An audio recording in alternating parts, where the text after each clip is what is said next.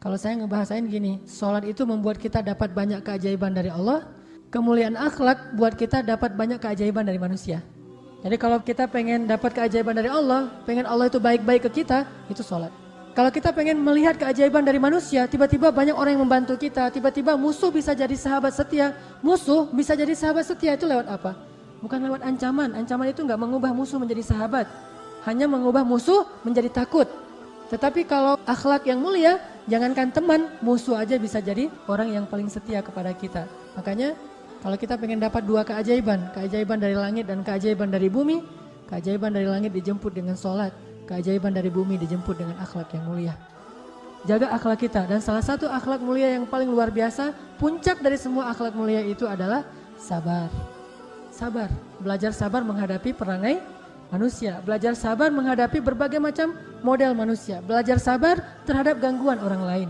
Apa kata Nabi? Al-mu'minul ladzi yukhalitun nas wa yasbir ala adahum khairun minal mu'minil ladzi lam yukhalitin nas wa lam yasbir ala adahum. Mukmin yang bergaul dengan banyak orang lalu bersabar atas gangguan mereka itu lebih baik daripada mukmin yang gak mau bergaul dan gak sabar dengan gangguan manusia. Sabar dengan gangguan banyak orang. Kalau perlu kita belajar sabarnya justru dari orang yang suka ngejengkelin kita.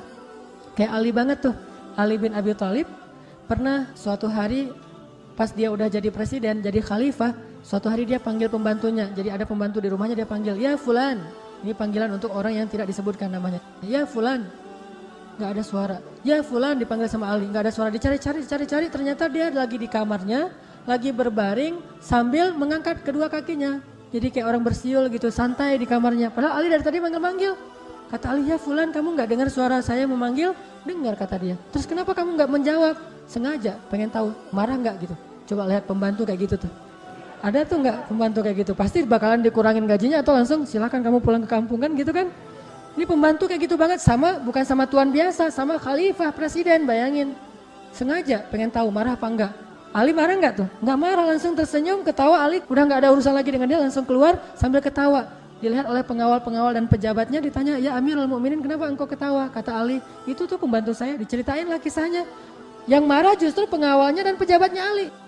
Ali aja enggak marah, pejabatnya malah marah. Terus mereka bilang, ya Amirul Mukminin, ya sudah biar kami marahi dia, atau kita ganti aja, kami punya banyak stok pembantu yang lain yang akan siap untuk bekerja di rumah Anda. Kata Ali, jangan, justru aku lagi belajar sabar dari orang itu.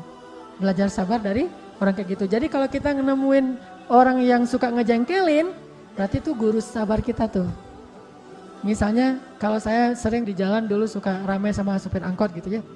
Kalau sekarang nggak ramai lagi sama supir angkot, kenapa? Kalau ada supir angkot yang iseng di jalan, saya anggap, aduh ini guru sabar saya nih supir angkot gitu. Ada yang motor mungkin yang kurang tertib, ini guru sabar saya. Pokoknya nemu orang yang ngejengkelin, berarti dia jadi guru sabar kita. Karena guru sabar itu bukan ustaz. Ustaz itu hanya ngajarin teori sabar.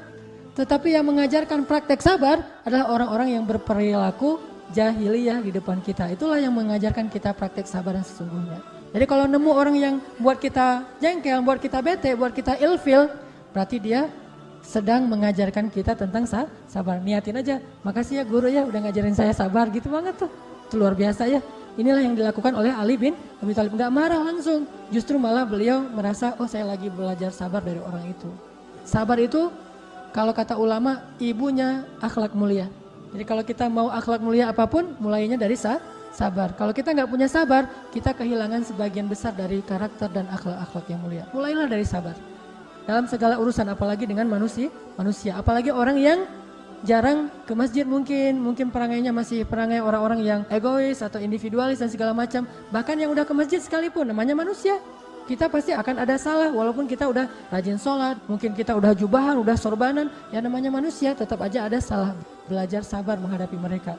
Kalau kita sabar, insya Allah yang musuh pun bisa menjadi kawan sejati atau bahkan pembela kita suatu saat nanti. Ini nih yang dimiliki oleh para sahabat, dilatih 13 tahun di Mekah, sabar banget.